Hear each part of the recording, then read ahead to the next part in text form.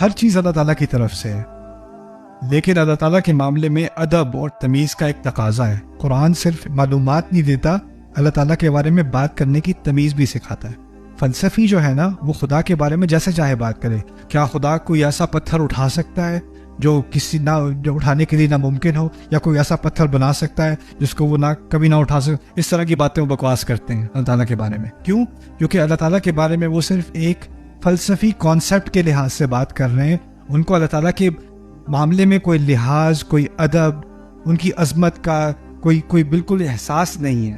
لیکن جنات کو نامعلوم ہوتے ہوئے بھی اتنا احساس ہے کہ کوئی خرابی کی بات کریں گے تو ساتھ میں کس کا لفظ استعمال نہ ہو؟ اللہ تعالیٰ کا۔ اس کی ایک اور مثال دیکھتے ہیں۔ اللہ تعالیٰ ہمیں سکھا رہے ہیں وَإِذَا أَنْعَمْنَا عَلَى الْإِنسَانِ، جب ہم انسان پر نعمت کرتے ہیں، أَعْرَضَ وَنَأَى بِجَانِبِهِ، وہ اپنی پیٹھ موڑ لیتا ہے اور بڑا اکڑ جاتا ہے اپنی سائڈ پہ۔ اللہ کہتے ہیں ہم نے انعام کیا تھا۔ جب کہا ہم نے انعام کیا تو کس کا ذکر ہے اس میں؟ اللہ تعالیٰ کا۔ وَإِذَا مَسَّهُ الشَّرُّ كَانَ يَئُوسًا، جب شر اس کو چھوئے تو بالکل مایوس ہو جاتا ہے۔ جب کہا شر چھوئے، کس کا ذکر نہیں ہے؟ اللہ تعالیٰ کا ذکر ہٹا دیا، کیونکہ شر کے ساتھ اللہ تعالیٰ کو نسب نہیں کیا جائے گا۔ اگر علم اور ہدایت ایک ہی چیز ہے، ابلیس کے پاس بہت علم ہے، اس کے پاس سارے انبیاء کا علم، بلکہ ان انبیاء کا بھی علم جن کو ہم نہیں جانتے، ان کی قوموں کو بھی برباد کرنے پہنچ گیا تھا۔ ہم قصہ آدم پڑھتے ہیں، وہ قصہ آدم میں خود تھا، اس کو فرسٹ ہینڈ نالج ہے، براہ راست علم ہے اس کو۔ ہم ملائکہ کے بارے میں سیکھتے ہیں، وہ اب ملائکہ سے اس کی ملاقات ہو چکی ہے، ان کے ساتھ میں وہ رہ چکا ہے، یعنی اس کے علم میں کوئی کمی نہیں ہے۔ کس چیز میں کمی ہے؟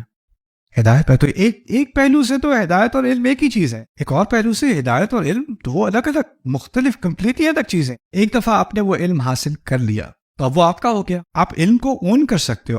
ہدایت ایسی چیز ہے، پہلی تو آپ اس کو اون نہیں کر سکتے، آپ علم کو کسی حد تک اون کر سکتے ہو، میرا ہے یہ علم، مجھے علم ہے اس کا۔ آپ زبان سیکھ سکتے ہو، آپ نے زبان سیکھ لیا، آپ اس کو اون کرتے ہو، اب آپ اس کو استعمال کر رہے ہو، آپ کی ایک اونرشپ ہے اس کے اوپر۔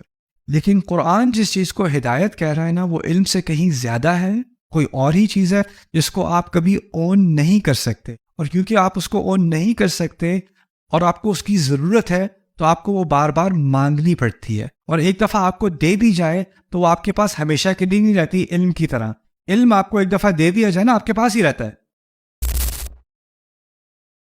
کوئی بہت ڈپریشن میں ہے اور وہ گانے سنتا ہے، اس گانے میں کیسے اس نے میرا دل توڑا اور کیا کیا اس نے ساتھ، اور اب تو میرے پاس صرف آنسو رہے گا، وہ اس کا اب یہ تو اس نے ایسے لکھا جیسے میرے لیے لکھا تھا، ہی از مائی فیوریٹ، میرے دل کی بات کہہ دی اس نے۔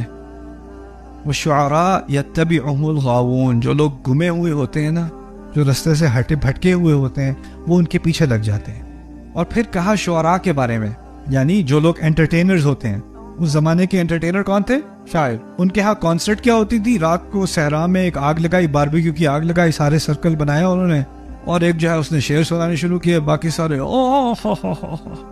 اللہ، وہ ان کی کانسرٹ تھی۔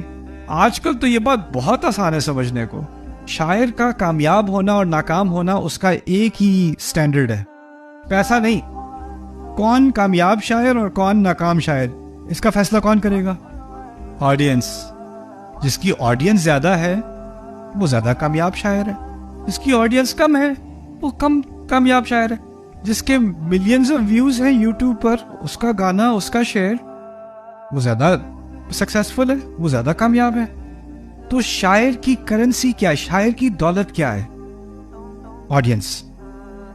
آڈینس۔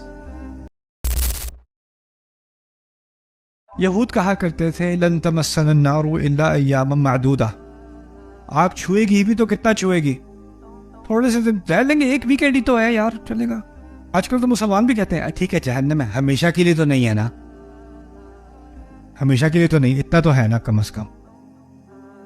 قرآن نے اس بات کا بڑا پیارا جواب دیا ہے، تمہیں ہمیشہ کی ضرورت نہیں ہے، ہمیشہ سے ڈرانے کی ضرورت نہیں ہے، یا اس سے تمہیں کوئی تسلی کرنے کی ضرورت نہیں ہے کہ 2 دن ہو گئے یا 6 دن ہو گئے یا بس 12 دن ہوگا، تم اس کا 1 سیکنڈ سے بھی کم اس کے باہر کا چکھ لو تو یہ تمہارا یہ جو نشہ ہے نا، یہ فوراً اتر جائے گا۔